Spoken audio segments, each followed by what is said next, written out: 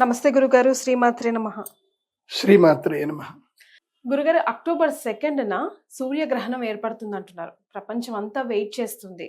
చాలా trending topic కూడా అవుతుంది. ఒక్కొక్కరు ఒక్కొక్క విధానంగా చెప్తున్నారు. చాలా రకాల కన్ఫ్యూజన్, టెన్షన్ ఏర్పడుతుంది మాకైతే. మీరు పర్ఫెక్ట్గా మాకు దారి చూపించగలరు. శ్రీ గురుభ్యో నమః. శ్రీమాత్రే నమః. అచింత్య వ్యక్తరూపాయ నిర్గుణాయ గుణాత్మని సమస్త జగదాధార మూర్తయే బ్రహ్మణే నమః. అయితే ఈ ఖగోళంలో చాలా అద్భుతాలు జరుగుతూ ఉంటాయి. ఈ అద్భుతాల్ని ఏవైతే కనుక గ్రహణాలు జరుగుతాయో ఇవి చాలా మంది నోట్ చేసి పెట్టుకుంటారు. గురుగారు, ఇవి నోట్ చేసి పెట్టుకొని ఆ తర్వాత జరిగిన ఈవెంట్స్ ఏం జరిగాయి, ఎలాంటి విపత్తులు జరిగాయి అనేది కూడా ఈవెంట్స్ నోట్ చేసి పెట్టుకుంటారు.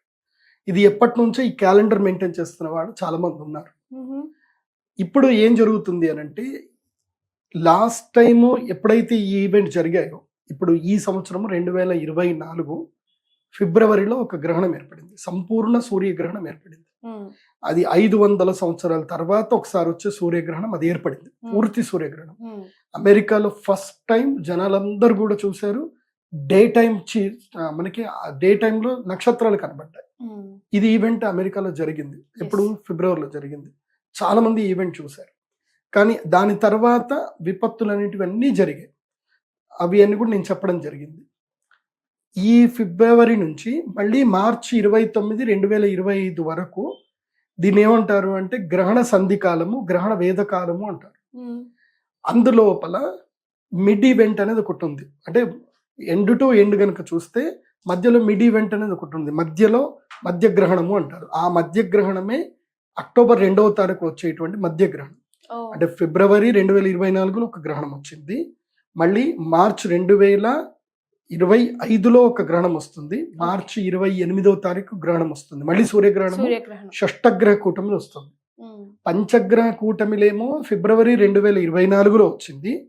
షష్టగ్రహ కూటమిలేమో మార్చి 2025 28వ తారీఖు వస్తుంది. అంటే పంచగ్రహ షష్టగ్రహ కూటమిలో ఈ జరిగేటువంటి గ్రహణ వేదకాలం ఏదైతే ఉంటుందో, ఈ ఆల్మోస్ట్ ఈ యొక్క 1 year డ్యూరేషన్ ఏదైతే ఉందో, ఈ డ్యూరేషన్ లో మిడ్ ఈవెంట్ అనేది ఒకటి ఉంది. ఆ మిడ్ ఈవెంటే ఇప్పుడు అక్టోబర్ 2వ తారీఖు వచ్చేటువంటి ఖగ్రాస, అంటే సంపూర్ణ ఖగ్రాస సూర్యగ్రహణము.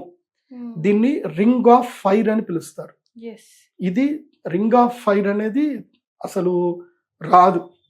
6000 సంవత్సరాల క్రితం ఏర్పడిన రింగ్ ఆఫ్ ఫైర్ మళ్ళీ ఇప్పుడు ఏర్పడుతుంది.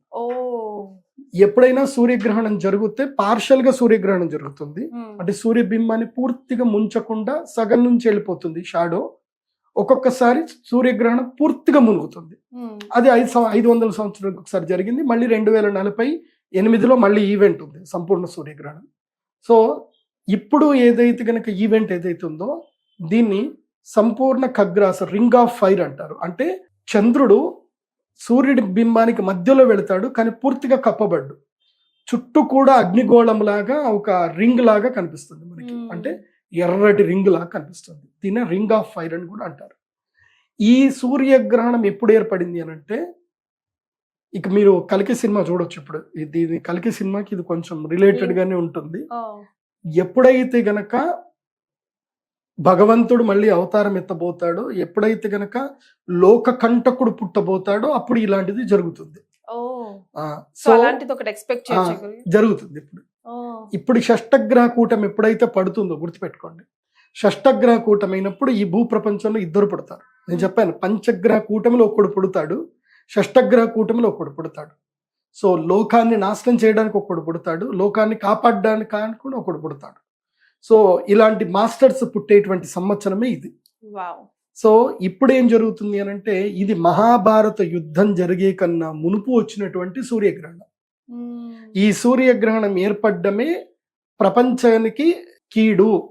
సో వరల్డ్ వార్ జరగబోతుంది అని అప్పుడే చెప్పబడింది. ఇది మన పురాణాల్లో కూడా ఉంది, ఋగ్వేదంలో కూడా ఉంది. భూమి రక్తంతో తడుస్తుంది అని కూడా ఉంది. భూమి పైన ఎర్రటి పువ్వులు చిగురిస్తాయి, రక్తముతో తడిచిన తర్వాత ఎర్రటి పువ్వులు చిగురిస్తాయని చెప్పి ఋగ్వేదంలో ఉందన్నమాట. సో అదే థియరీ ఇప్పుడు మళ్ళీ రాబోతుంది. ఎందుకోసం అంటే మహాభారత యుద్ధం జరిగింది డిసెంబర్లో. సో ఇది 2004లో కూడా ఇలాంటి గ్రహణం ఏర్పడింది. కానీ ఇలాంటి గ్రహణం కదా, అప్పుడు సంపూర్ణ సూర్యగ్రహణం ఏర్పడింది 2004లో. సంపూర్ణ సూర్యగ్రహణం ఏర్పడిన తర్వాత సునామీ వచ్చింది మనకి. చెన్నైలో భయంకరమైన పెద్ద సునామీ వచ్చింది మనకి. ఇప్పుడు కరెక్ట్ గా 20 సంవత్సరాలు 2024. ఇప్పుడు అక్టోబర్ 2వ తారీఖు ఈ సూర్యగ్రహణము మహాలయ అమావాస్య రోజున జరుగుతుంది. మహాలయ అమావాస్య, మహా ఆలయం, ఆలయం అంటే ఏంటి? పూర్తిగా ఆసమంతాత్ లయతీతి ఆలయం అంటే పూర్తిగా నాశనం చేసేదే ఆలయం. మహాలయం అంటే పూర్తిగా నాశనం చేసేటువంటి ఈవెంట్ డే ఏంటి అంటే మహాలయ అమావాస్య. అమావాస్యలో అత్యంత శ్రేష్టమైనటువంటి అమావాస్య మహాలయ అమావాస్య. మనకి అర్జునుడు కృష్ణుని అడుగుతాడు, కృష్ణ ఈ యొక్క 15 రోజుల్లో తిథుల్లో 15 రోజుల్లో ఏ తిథి శ్రేష్టమైంది అని అంటే కృష్ణుడు అంటాడు 365 రోజులు శ్రేష్టమే అని అంటే, అలా కాదు కృష్ణ, ఏదైనా ఒక తిథికి ఒక ప్రయోజనాత్మకంగా ఉంటుంది కదా, పూర్తిగా సంవత్సరంలో అత్యంత శ్రేష్టమైనటువంటి ఒక 15 రోజులు నాకు చెప్పు అని అంటాడు కృష్ణుడు. చెప్తాను విను అని చెప్పి కృష్ణుడు చెప్పాడు. మొట్టమొదటిది బలిపాడ్యమి. బలిపాడ్యమి పాడ్యమికి శ్రేష్టమైంది. ద్వితీయ యమద్వితీయ శ్రేష్టమైనటువంటిది. మూడవది అక్షయ తృతీయ శ్రేష్టమైంది. చవితి వినాయక చవితి శ్రేష్టమైంది. పంచమి వసంత పంచమి శ్రేష్టమైంది. షష్ఠి సుబ్రహ్మణ్య షష్ఠి శ్రేష్టమైంది. అంటే ఏదైతే షష్ఠి తిథి కృత్తికా నక్షత్రంతో కలిసి వస్తే అది శ్రేష్టమైన తిథి. అలాగే సప్తమి భాను సప్తమి, రథ సప్తమి, ఆదివారం సప్తమి కలిసి వచ్చిన మాఘమాసంలో సప్తమి తిథి రథ సప్తమి, అది శ్రేష్టమైంది. తర్వాత అష్టమి కృష్ణాష్టమి శ్రేష్టమైంది. నవమి శ్రీరామ నవమి శ్రేష్టమైంది. దశమి విజయదశమి శ్రేష్టమైంది. ఏకాదశి భీష్మ ఏకాదశి శ్రేష్టమైంది. ద్వాదశి వామన ద్వాదశి శ్రేష్టమైంది. త్రయోదశి ధనత్రయోదశి శ్రేష్టమైంది. చతుర్దశి నరక చతుర్దశి చాలా శ్రేష్టమైంది. అమావాస్య ఆశ్వయుజ అమావాస్య, అదేవిధంగా మహాలయ అమావాస్య, ఇవి శ్రేష్టమైనటువంటివి రోజులు పూర్తి సంవత్సరం లోపల. పౌర్ణమి వచ్చి ఆశ్వయుజ పౌర్ణమి, కార్తీక పౌర్ణమి, ఈ 2 పౌర్ణమిలు శ్రేష్టమైనవి. ఈ విధంగా పౌర్ణమి అమావాస్యల గురించి 16 రోజుల గురించి కృష్ణ భగవానుడు మనకి జ్యోతిష్ శాస్త్రంలో వివరించాడు. ఇవి మనకి అగస్త్య సంహితలో కూడా ఉంటాయి ఇవన్నీ కూడా. కాబట్టి ఇప్పుడేం జరుగుతుంది అని అంటే ఈ ఈవెంట్ మహాలయ అమావాస్య రోజు జరుగుతుంది. మహాలయ అమావాస్య రోజు ఎప్పుడైతే ఈ సూర్యగ్రహణం ఏర్పడుతుందో ఏమవుతుంది అని అంటే ప్రకృతి జీవనాశనాన్ని కోరుకుంటుంది. సో ప్రకృతి లోపల క్రమేపి ముఖ్యంగా ఎవరెవరినైతే ప్రకృతిని నాశనం చేస్తారో ఆ జాతి మెల్లిగా నశించడం ప్రారంభమవుతుంది. సో ఈ విధంగా ప్రకృతి విలయం అనే దానికి శ్రీకారం అని చుడుతుంది. మానవుల లోపల మధ్యలో ఒకరి మీద ఒకరికి వైరం పెరుగుతుంది. ఇప్పుడు గనక చూస్తే ఉక్రెయిన్ రష్యా వార్ అనేది జరుగుతుంది. ఇప్పుడు నాటో దళాలు ఏమంటున్నాయి, ఇంకా మేము ఉక్రెయిన్ తోటి సిగ్నేచర్ చేసేసుకుంటున్నాము, మేము వచ్చేస్తున్నాము అని నాటో దళాలు అంటున్నాయి. ఆల్మోస్ట్ నవంబర్ ఎండింగ్ వరకు ఉక్రెయిన్ నాటో లోపలికి వెళ్ళిపోతుంది. ఇక ఉక్రెయిన్ నాటోలోకి వెళ్ళిపోయింది అని అంటే నాటో మొత్తం కూడా దేశాలన్నీ కూడా ఉక్రెయిన్ తోటి సపోర్ట్ ఉన్నట్టే. సో అప్పుడు రష్యా ఏకాక అవ్వదు కదా, రష్యాకి కూడా సపోర్ట్ చేసే దేశాలు చైనా కలిసి వస్తుంది. సో ఇంకా మన కిమ్ ఎట్లాగున్నాడు, ఆయన కూడా కలిసి వస్తాడు. సో ఇది వరల్డ్ వార్ 3కి ఇక్కడ శ్రీకారం చుట్టబోతున్నట్టుగా ఇక్కడ ఆల్రెడీ సంకేతాలు కనిపిస్తున్నాయి. సో ఈ గ్రహణ ప్రభావం ఆ సంకేతాలకి అగ్రిమెంట్ ఇచ్చినట్టుగా, స్టాంప్ వేసినట్టుగా ఈ గ్రహణ ప్రభావం దాని మీద ఎఫెక్ట్ అయితే ఉంటుంది. ఇది ఆల్రెడీ మనకి ఒక వెబ్సైట్లో కూడా రాసి పెట్టారు. ఎప్పుడైతే ఈ యొక్క ప్రకృతి విపత్తులు పెద్ద పెద్ద ఫ్లూ లాంటి ఏవైతే జరిగాయో ఇలాంటి గ్రహణాలు జరిగిన తర్వాతనే ప్రకృతి విపత్తులు పెద్ద పెద్ద రోగాలన్నీ కూడా ఏర్పడ్డాయి. ఇప్పుడు మనం అదే కనుక చూస్తే మనకి 2019లో మనకి ఇది వచ్చింది. ఇది అప్పుడు కూడా షష్టగ్రహ కూటమి లోపల మనకి సూర్యగ్రహణం ఏర్పడింది డిసెంబర్ లోపల. నేను అప్పుడు కూడా స్టేట్మెంట్ ఇచ్చాను, ప్రకృతి విపత్తులు రాబోతున్నాయి, రోగభీతులు రాబోతున్నాయి, భయంకరమైన వైరస్లు వస్తాయని చెప్పాను. 2018లోనే నాగరాజ్తో ఇంటర్వ్యూ చేసినప్పుడు చెప్పాను. సో 2019 లోపల ఏం జరిగింది, కోవిడ్ వైరస్ వచ్చింది. 2020 చీకట్లకు నెట్టేసింది, 21 దారుణంగా పోయింది, 22, 23 కొంచెం తేరుకున్నాం, మళ్ళీ 24లో వరదలు విపత్తులు వస్తున్నాయి. సో ఇప్పుడు మన దేశానికి యుద్ధ భీతి ఉండే అవకాశం కూడా ఉంది. ఎందుకోసం అంటే మన దేశంలో తీవ్రవాదము అంతర్గతంగా పెరుగుతుంది. మన దేశానికి 2047, 2045 నుంచి 47 ఈ 2 సంవత్సరాలు గుర్తుపెట్టుకోండి. ముఖ్యంగా హిందువులు గుర్తుపెట్టుకోండి, 2045 నుంచి 2047 వరకు మీరు ఎంత డబ్బు సంపాదించుకోండి, ఎన్ని భూములు సంపాదించుకోండి, ఎన్ని ఆస్తులు సంపాదించుకోండి, మీరు వేరే వాళ్ళ కోసమే సంపాదిస్తున్నట్టు లెక్క. గుర్తుపెట్టుకోండి. ఒకప్పుడు 1947 పాకిస్తాన్ ఏర్పడకన్నా మునుపు పాకిస్తాన్లో ఉండే హైదరాబాద్లో సింధ్ ప్రాంతం లోపల 98% హిందువులు ఆస్తిపాస్తులు కలిగినటువంటి వాళ్ళు. ఇవాళ ఈ రోజటి గనక చూస్తే, అంటే 2024 సంవత్సరానికి చూస్తే, అక్కడ 1% మాత్రమే హిందువులు ఉన్నారు. వాళ్ళ దగ్గర 1% కూడా, అంటే 98%లో 1% కూడా వాళ్ళ దగ్గర ఎవరి దగ్గర స్థిరాస్తులు లేవు. వాళ్ళ ఆస్తులన్నీ పోయాయి. కాబట్టి హిందువులందరూ కూడా బాగా గుర్తుపెట్టుకోండి, 2045-47 ఇది మనకి విపత్తు కాలము. భారతీయులందరికీ, హిందువులే కాదు, భారతీయులందరికీ విపత్తు కాలం. ఈ భారతదేశము అంతర్గత తీవ్రవాదంతో ఆక్రమింపబడుతుంది. దానికి శ్రీకారం ఇక్కడ నుంచి, ఇప్పుడు 2024 నుంచి చూస్తే 2044 వరకు, అంటే ఎన్ని సంవత్సరాలు? 24 అంటే ఇంకా 20 సంవత్సరాలు. ఈ 20 సంవత్సరాల్లో చాప కింద నీరులాగా తీవ్రవాదం పాకుతుంది, విపరీతంగా పాకుతుంది. ఒకేసారి 2 సంవత్సరాలు భారతదేశంలో మూకుమ్మడి దాడులు పెరుగుతాయి.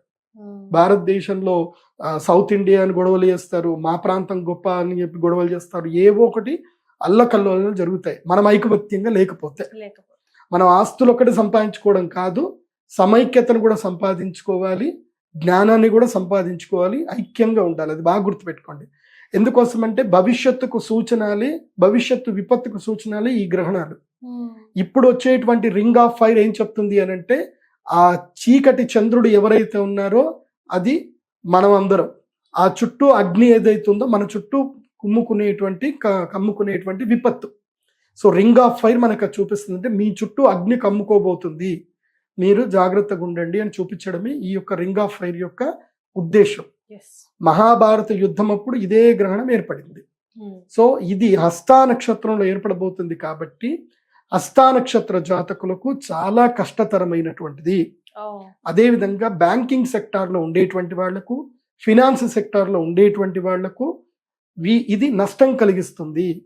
అంటే బ్యాంకులు దివాలా తీస్తాయి, దేశాలు దివాలా తీస్తాయి, దానితోటి బ్యాంకులు దివాలా తీస్తాయి. ఇది గుర్తుపెట్టుకోండి. దీనివల్ల రుణగ్రస్తులకు, ఎవరైతే రుణం చేసినట్టు, ఇప్పుడు బ్యాంకు ఒకడు అప్పు తీర్చలేదు, ఆ అప్పు బ్యాంక్ ఏం చేస్తుంది? వేరే వాళ్ళ దగ్గర నుంచే లాగుతుంది. బ్యాంకు వాడి చేతిలో కొంచెం పెట్టాడు కదా. కాబట్టి ఎవరైతే రుణాలు తీసుకున్నారో వడ్డీ రేట్లు పెరిగిపోతాయి దారుణంగా. ఇది మనకి జరగబోయేటువంటి సామూహికంగా ఎకనామికల్ గా మనకి ఇబ్బందులు జరగబోతున్నాయి.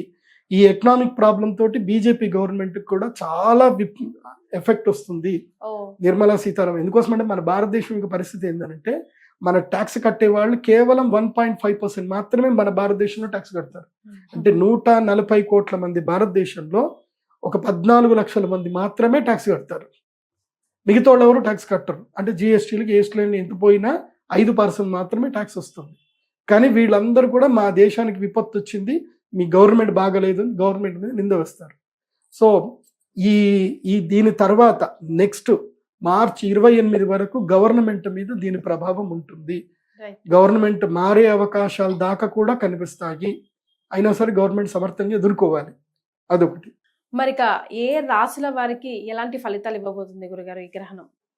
సో ఈ గ్రహణము మన భారతదేశంలో అయితే కనబడదు, కాబట్టి మనకి గ్రహణ నియమాలు అయితే వర్తించవు. ఓకే. సో ఈ సూర్యగ్రహణం కూడా భారతదేశంలో కనబడదు, గ్రహణ నియమాలు వర్తించవు, ఆలయాలు మూసివేత అట్లాంటివి ఏమీ ఉండవు. అలాగే ఇల్లు కడుక్కోవడాలు, సూతకము, దర్బలు వేసుకోవడాలు అలాంటివి ఏమీ ఉండవు. కాకపోతే గర్భిణీ స్త్రీలు మాత్రం బయటకు వెళ్ళకూడదు, ఇంట్లోనే ఉండి రెస్ట్ తీసుకోవాలి. సింపుల్.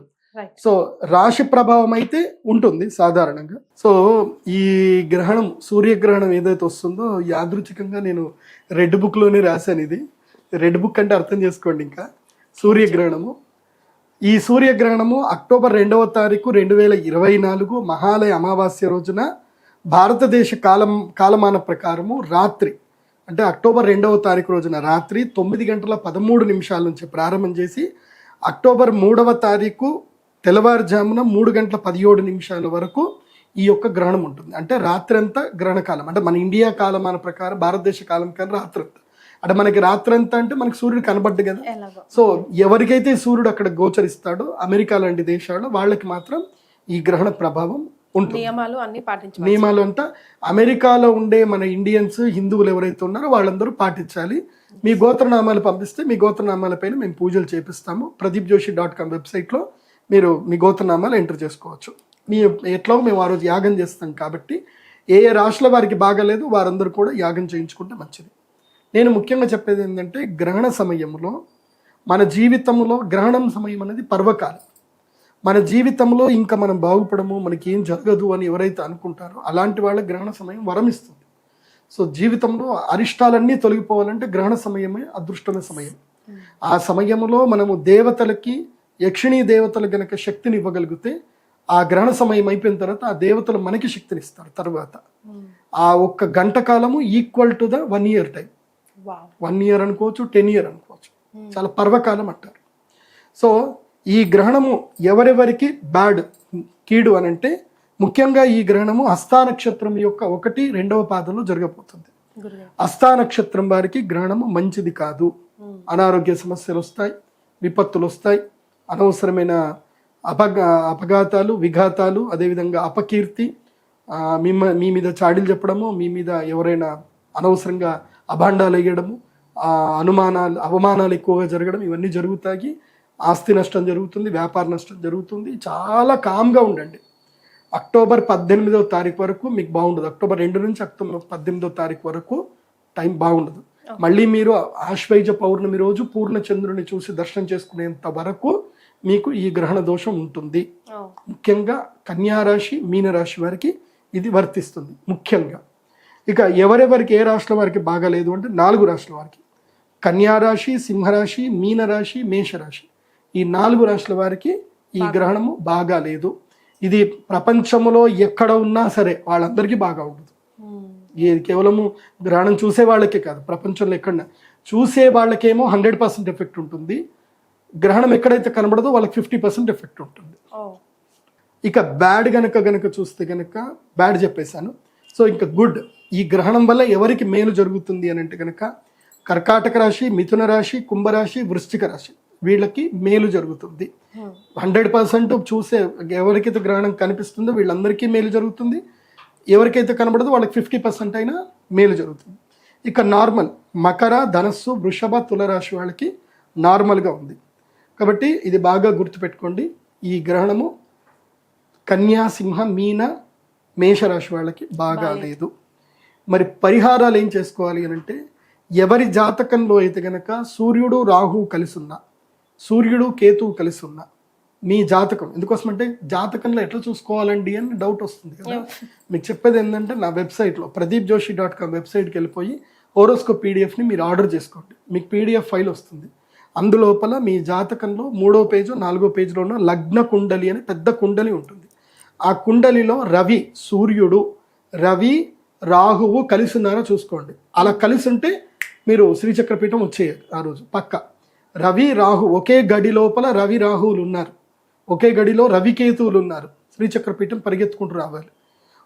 ఒకే గడిలో ఇది అక్టోబర్ 2వ తారీఖు రావాల్సింది. అక్టోబర్ 2వ తారీఖు రవి, రాహువు, రవి, కేతువు కలిసి ఉంటే అక్టోబర్ 2వ తారీఖు పరిగెత్తుకుంటూ వచ్చేయాలి. రాత్రి పూజ. దూరంగా ఉండే వాళ్ళ పరిస్థితి అంటే ఇండియాలో ఉంటే వీలైతే రండి, రాలేదు అని అంటే గోత్రనామాలైనా చెప్పించుకోండి. మేము లైవ్ పెడతాము, లైవ్ టెలికాస్ట్ అయినా చూసి అక్కడి నుంచి మీరు సూర్యారాధన, ఓం నమ శివాయ, శ్రీమాతృ మంత్రాన్ని అందరూ జపం చేసుకోండి. అయితే అక్టోబర్ 2వ తారీఖు రాత్రి యాగం ఉంటుంది, అరిష్ట నివారణ తంత్రము యాగం ఉంటుంది. కాబట్టి అక్టోబర్ 2వ తారీఖు రోజున ఎవరి జాతకంలో అయితే రవి, రాహువు, రవి, కేతువు కలిసి ఉన్నారు తెలుసుకోండి. ఇంకొకటి, ఎవరైతే గనక సూర్యగ్రహణానికి చంద్రగ్రహణానికి మధ్యకాలంలో పుట్టారో, లేదా చంద్రగ్రహణం అయిన తర్వాత 15 రోజులకి, లేదా సూర్యగ్రహణం అయిన తర్వాత 15 రోజులకి ఎవరైతే పుట్టారో వాళ్ళు గ్రహణ వేదతో పుట్టారు. అది గుర్తుపెట్టుకోండి. అది ఎలా తెలుసుకోవాలి అని అంటే simple, me date of birth, time, place రాసుకోండి. గూగుల్లో మీ సంవత్సరం, ఇప్పుడు ఉదాహరణకి మీరు 1982లో పుట్టారు, lunar and solar eclipse in 1982 అని కొట్టండి. సో మీరు ఉదాహరణకి అక్టోబర్ 2వ తారీఖే పుట్టారు అనుకుందాం. అక్టోబర్లో ఒక సూర్యగ్రహణం ఏర్పడింది 1982లో. సో అక్టోబర్ 15వ తారీఖు ఏర్పడింది సూర్యగ్రహణం, అంటే మీకు గ్రహణ వేద ఉన్నట్టు లెక్క. అంటే అక్టోబర్ 2వ తారీఖు నెల రోజులు అటు నెల రోజులు ఇటు ఏది ఉన్నా మీకు గ్రహణ వేద ఉన్నట్టే గుర్తుపెట్టుకోండి. అంటే మీరు ఆల్రెడీ మీ అమ్మ గర్భంలో ఉన్నారు నెల రోజుల తర్వాత, అంటే అక్టోబర్ 2వ తారీఖు మీరు పుట్టారు అని అంటే సెప్టెంబర్లో చంద్రగ్రహణం కానీ సూర్యగ్రహణం అని ఏర్పడింది అనుకోండి, అంటే మీరు మీ అమ్మగారి యొక్క గర్భంలో ఉన్నట్టే లెక్క ఆ గ్రహణ సమయంలో. సో గర్భవేదం ఉంటుంది. తర్వాత అక్టోబర్ తర్వాత సూర్యగ్రహణం కానీ చంద్రగ్రహణం 15 రోజులు ఏర్పడింది. అంటే మీరు పుట్టిన తర్వాత సూర్యగ్రహణం చంద్రగ్రహణం ఏర్పడినా మీ అమ్మ పాలు తాగారు కాబట్టి ఆ గ్రహణ వేద కూడా మీకు వర్తిస్తుంది 15 రోజుల పాటు. కాబట్టి 30 రోజులు అటు 30 రోజులు ఇటు జన్మకి గ్రహణ వేద తప్పకుండా ఉంటుంది. సో గ్రహణ వేద ఉన్నటువంటి వారు తప్పకుండా వచ్చి పూజ చేసుకోవాలి.